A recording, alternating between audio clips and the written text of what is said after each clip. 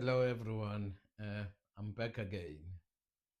The last time we met, I spoke about a few friends, comrades I had some years back. Amongst them was Inch Huaca. I would like to talk about those individuals a little bit some more, but everything I'm going to be saying is just a tip of an iceberg.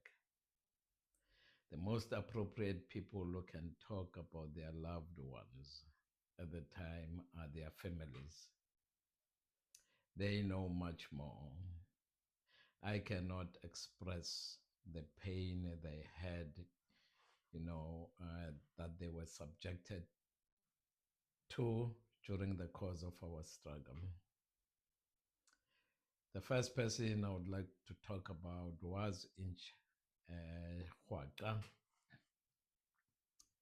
I can only surmise it by saying that that person was a very, very brave soldier.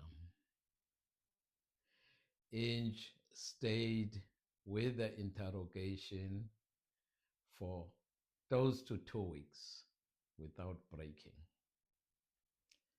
And we always knew with the Boers, Afrikaners in South Africa, when you are caught, it will be a matter of hours when you will break.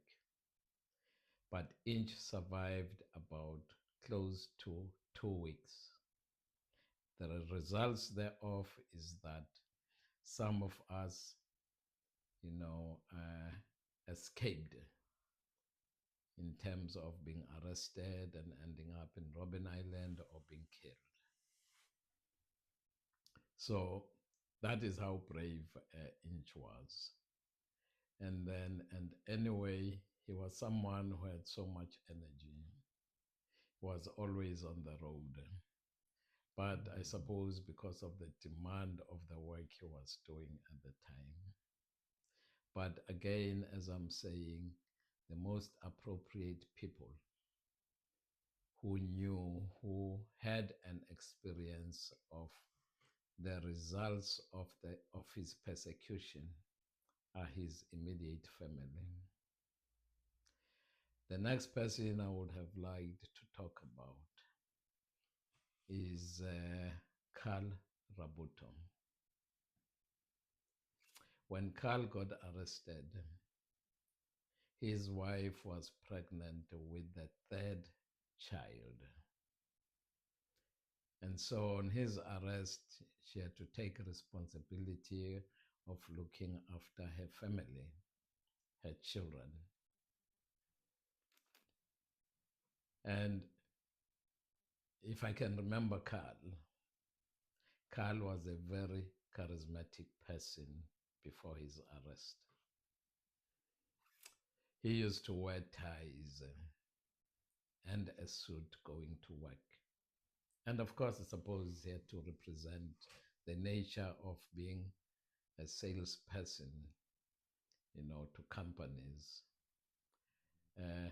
But he was a charismatic person. But after his arrest, when he came out, he was a completely different person. Like I mentioned before, he never used to smoke. He never used to drink. When he came out of that persecution and couldn't find jobs, because whenever he did find a job, the security forces will go there and threaten whomever the employer is to get rid of him because he was a terrorist. And again, his wife and his children will be the best people to explain, how that persecution of their loved one affected their lives. And hopefully, we will take this channel, this exercise to those levels where we can talk to families of people who contributed largely to our struggle. The next person I wanted to talk about is Tom Nzima Nobanda. He didn't get arrested initially. He ended up being a general in the army, but also a very brave person. The arrest I can remember of his was in Swaziland. Again, I can say he was a very, very brave person.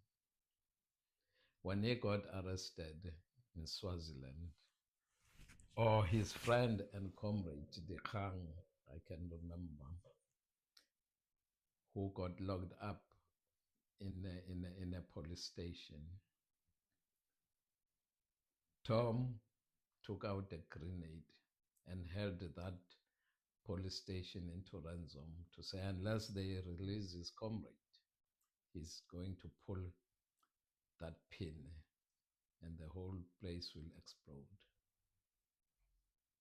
He left that police station, ended up in Mozambique, but unfortunately, he had to serve a sentence in Swaziland for that.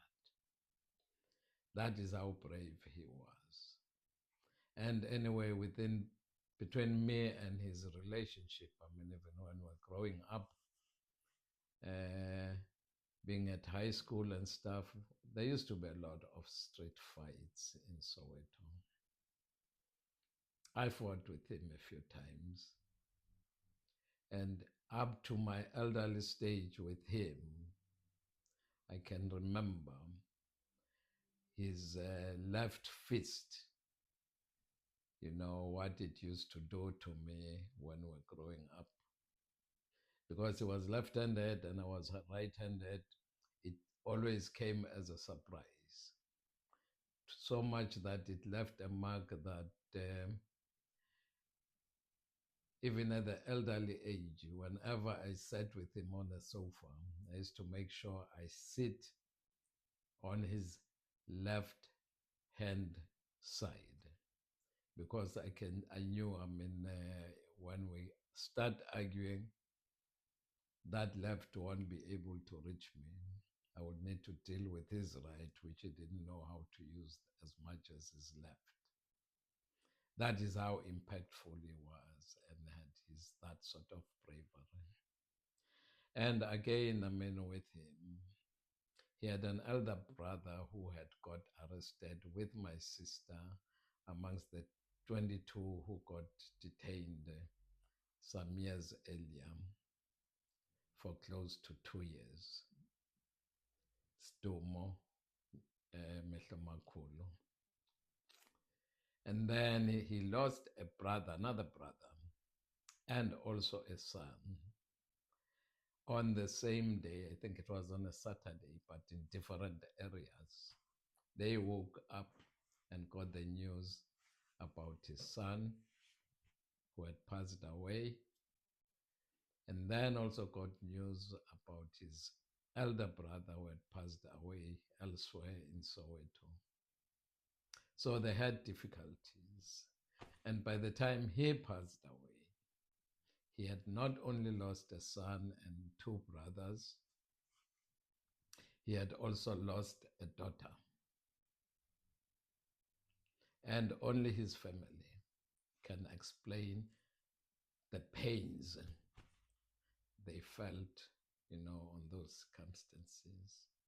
But all those things were due to apartheid and its effect on the South African communities. No family in South Africa I can claim to have been functional, 100% functional under those circumstances. None. All families were dysfunctional in some form or another. Only the degree varied. And this is how I can explain that situation. I mean, this was across all races, whether you were Afrikaner or English, Indian or colored or whatever. We were all dysfunctional in that country during apartheid. And we probably still are. course, we're still recovering from those effects. So I wanted to point these things out. People like Tokyo Sekwale and them, Siki, yes, ended up in Robben Island. But with the links I've given, you probably then can look more into the trend of direction their lives took on thereafter. But at the moment, all I'm wanting to say is, again, not only the victim, the person who gets arrested or get killed, gets affected, in the course of the struggles that we got engaged in.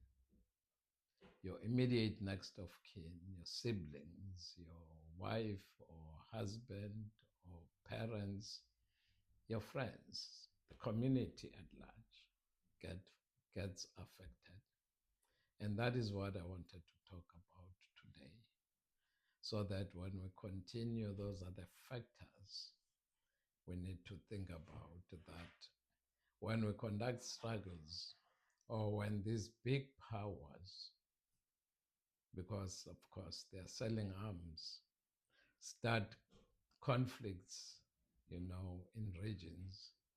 And largely becomes conflicts because either they want your land or they want your wealth, the mineral resources, to take all that. But in the course of doing it, these are the sort of things they create to families.